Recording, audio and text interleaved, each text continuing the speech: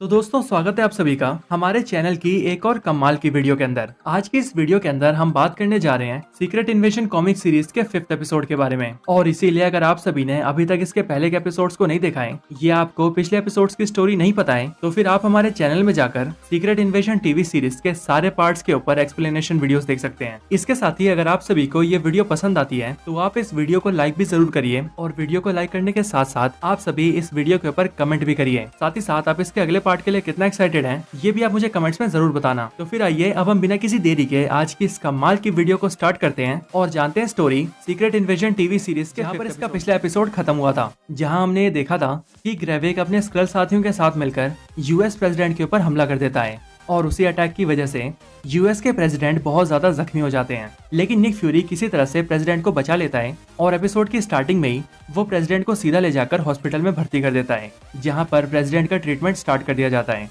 इधर दूसरी तरफ हम ये देखते हैं कि ग्रेविक अपनी स्कल टीम को लेकर वापस अपने बेस पर चला जाता है, और वहां जाकर जब सारे स्कल्स आपस में डिस्कशन कर रहे होते हैं, तभी उनमें से एक स्कल ग्रेविक से कहता है कि लड़ाई के दौरान निक फ्यूरी तुम्हारे ठीक सामने था और अगर तुम चाहते तो तुम फ्यूरी को मार सकते थे, लेकिन तुमने ऐसा नहीं किया, तुमने फ्यूरी को जाने दिया, और हम सब ये जानना चाहते हैं कि तुमने ऐसा क्यों किया। यही सुनकर ग्रेविक उसको जवाब देता है कि निक फ्यूरी के पास एक ऐसी चीज है जिसकी ग्रेविक को बहुत जरूरत है, और जब तक उसे निक फ्यूरी से वो चीज मिल नहीं जाती तब तक वो निक फ्यूरी को नहीं मार सकता। लेकिन ग्रेविक के ये बोलने के बाद भी वो स्क्रल ग्रेविक से बहस करता है, जिस पर ग्रेविक को गुस्सा आता है और ग्रेविक अपने उस स्क्रल साथी को जान से मार देता है। ये देखकर बाकी के सारे स्कल्स भी शॉक रह जाते हैं, और वो इसीलिए क्योंकि ग्रेविक अपने साथियों को मार रहा था। इसके बाद ही ग्रेविक रोडी को फोन करता है, जो कि असल में एक स्क्रल है, और फोन करने के बाद वो रोडी से कहता है कि उसे प्रेसिडेंट के पास जाना है, लेकिन उसे प्रेसिडेंट को मारना नहीं है, बल्कि उसे यूएस के प्रेसिडेंट को ये बताना है कि आज उसके ऊपर जो हमला हुआ था वो रशियंस और स्कल्स ने मिलकर करवाया था, और ये बात भी सच है कि इस दुनिया के अंदर स्कल्स भी रहते हैं, और तुम्हें प्रेसिडेंट को ये भी बताना है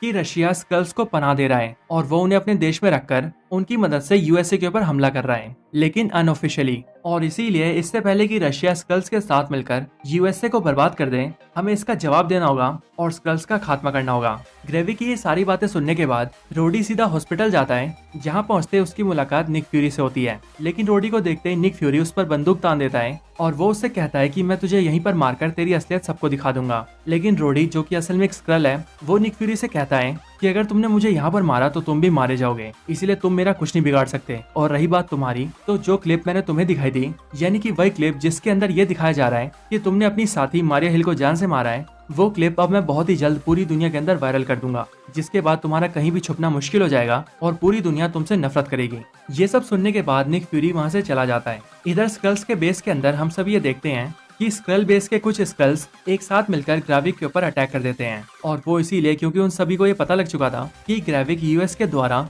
स्क्रल बेस के ऊपर अटैक करवाना चाहता है और अपने स्क्रल साथियों को मरवाना चाहता है, और इसीलिए ये सारे स्कल्स ग्रेविक को खत्म करना चाहते हैं। ये सारे स्कल्स मिलकर ग्रेविक पर हमला करते हैं, लेकिन क्योंकि ग्रेविक एक सुपर स्क्रल होता है, इसीलिए वो इन सबको जान से मार देता है। इधर फिर से हॉस्पिटल के अंदर कर्नल जेम्स रोड यानी कि रोडी प्रेसिडेंट के पास आता है और उससे पूरी स्टोरी बताता है, और जो भी ग्रेविक ने उसे प्रेसिडेंट को बताने के लिए कहा था, रोडी वो सारी बातें प्रेसिडेंट को बताता है कि प्रेसिडेंट के ऊपर होने वाला हमला रशियंस ने स्कल्स के साथ मिलकर करवाया था। इसके साथ ही वो प्रेसिडेंट को कुछ सैटेलाइट इमेजेस दिखाता है, जिन इमेजेस के अंदर ये साफ दिख रहा होता है कि रशिया के अंदर स्क्रल बेस है, और उसे दिखाते हुए रोडी प्रेसिडेंट से कहता है कि हमें इस स्क्रल बेस को उड़ाना ही होगा, क्योंकि अगर हमने ऐसा नहीं किया तो ये स्कल्स आगे भी हम पर ऐसे अटैक करते रहेंगे। बट ये सुनते ही प्रेसिडेंट रोडी से कहता है कि अगर हमने रशिया के अंदर अटैक किया तो इससे वर्ल्ड वॉर 3 छिड़ जाएगा। बट रोडी प्रेसिडेंट को जवाब देता है कि अगर हमने कुछ भी नहीं किया तो हम सब मारे जाएंगे, और इसीलिए अगर हमें अपने देश को बचाना है तो हमें ये कदम उठाना ही होगा और हमें लड़ना भी होगा। इसके बाद ही हम निक फ्यूरी को देखते हैं,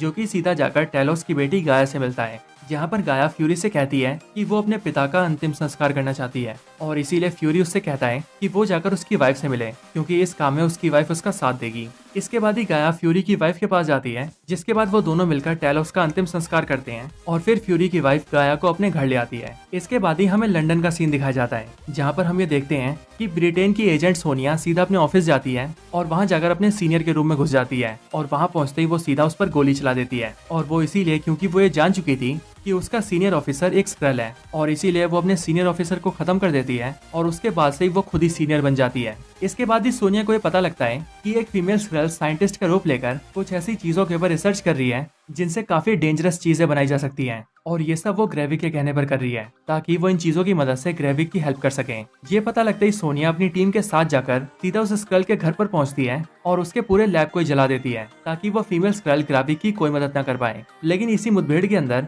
उस फीमेल स्क्रल का हस्बैंड भी मारा जाता है जो कि खुद भी एक स्क्रल ही होता है। इधर गाया जो कि निक फ्यूरी की वाइफ के साथ उसके घर में होती है, वो फ्यूरी की वाइफ से बातें कर रही होती है। लेकिन तभी हम देखते हैं कि उन दोनों के ऊपर ग्रेविक के भेजे हुए आदमी हमला कर देते हैं और गोलियां चलाकर उन्हें मारने की कोशिश करते हैं। लेकिन वो दोनों एक साथ मिलकर उन सभी को खत्म कर देते हैं और फिर वो दोनों वहाँ से निकल जाते हैं। जिसके बाद निक फ्यूरी की वाइफ गाया को अपनी कार से कहीं ड्रॉप कर देती है, जहाँ से गाया निक फ्यूरी की वाइफ को बाय बोलकर वहाँ से निकल जाती है। इसके बाद हम सभी निक फ्यूरी को देखते हैं जो कि अपनी एक टेक्नोलॉजिकल टूल का इस्तेमाल करके अपने चेहरे को बदल लेता है और सिक्योरिटीज को बाईपास करते हुए सीधा सोनिया से जाकर मिलता है। और हमें बताया जाता है कि वो जगह रशिया से बहुत करीब है, क्योंकि वो जगह जहाँ पर निक फ्यूरी और सोनिया होते हैं वो रशियन बॉर्डर से सिर्फ और सिर्फ 294 किलोमीटर दूर होता है। इसके बाद ही निक फ्यूरी सोनिया के साथ कार में बैठकर वहाँ से आगे निकलता है और रास्ते में निक फ्यूरी सोनिया को ये बताता है कि कर्नल जेम्स रोड्स यानी कि रोडी असल में एक स्क्रल है और वो भी ग्रेविक के लिए काम कर रहा है। और उनका ये प्लान है कि वो लोग यूएसए की मदद से रशिया के अंदर बने हुए स्क्रल बेस के ऊपर हमला करेंगे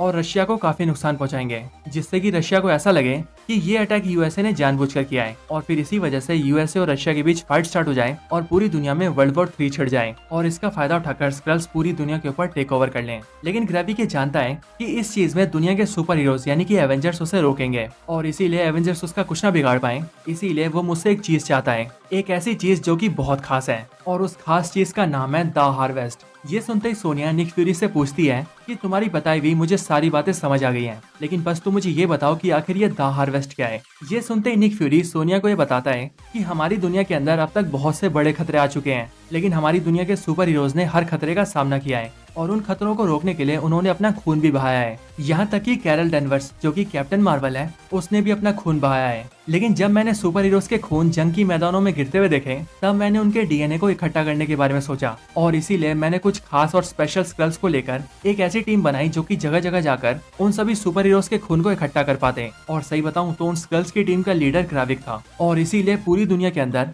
ये बात मेरे अलावा सिर्फ ग्रेविक ही जानता है कि मेरे पास यानी कि निक फ्यूरी के पास सुपर हीरोज का डीएनए है। और मुझे ऐसा लगता है कि ग्रेविक ने जरूर ये सोचा होगा कि वो सुपर हीरोज के डीएनए को मुझसे हासिल कर लेगा और उसके इस्तेमाल से खुद को और अपनी पूरी टीम को बहुत पावरफुल बना लेगा। और असल में सुपर हीरोज के इकट्ठा किए हुए डीएनए को ही मैंने द हार्वेस्ट का नाम दिया है, जो कि बहुत सालों से मेरे पास हिफाजत से रखा हुआ है। इसके बाद ही निक फ्यूरी और सोनिया एक कब्रिस्तान के पास पहुंचते हैं, जहाँ पर हम सब ये देखते हैं कि निक फ्यूरी और सोनिया एक ग्रेवयार्ड के पास पहुंचते हैं और फिर उसी ग्रेवयार्ड के अंदर हम ये देखते हैं कि वहाँ पर निक फ्यूरी की भी ग्रेव होती है, यानी कि निक फ्यूरी की कब्र। उस ग्रेव को देखते ही सोनिया निक फ्यूरी से कहती है कि मुझे लगता है कि मैंने तुम्हारी ग्रेव को कहीं और भी देखा है, जिस पर निक फ्यूरी सोनिया को ये बताता है कि पूरी दुनिया के अंदर मेरे कई सारे कब्रें हैं और वो शायद 5 है या फिर 6 हैं, इसीलिए इसमें कोई बड़ी बात नहीं है। इसके बाद ही निक फ्यूरी अपनी ग्रेव के करीब आता है और उसे खोलकर उसके अंदर से एक छोटी सी चीज निकालता है जो कि असल में द हार्वेस्ट होती है। और फिर इसके बाद ही फ्यूरी पास के एक बंकर में जाता है और वहाँ से अपने लिए नए कपड़े, एक नया आई पैच, एक न्यू कैप और एक गन भी निकाल लेता है और उन सबको लेकर निक फ्यूरी तैयार हो जाता है एक लड़ाई को लड़ने के लिए। इसके बाद ही निक फ्यूरी एक फोन कॉल करता है और फोन पर वो किसी से कहता है कि अब हमें इन सबको खत्म करना होगा। और फिर इतना बात करने के बाद ही निक फ्यूरी वहाँ से जाने लगता है और फिर इसके साथ ही ये पूरा एपिसोड यहीं पर खत्म हो जाता है।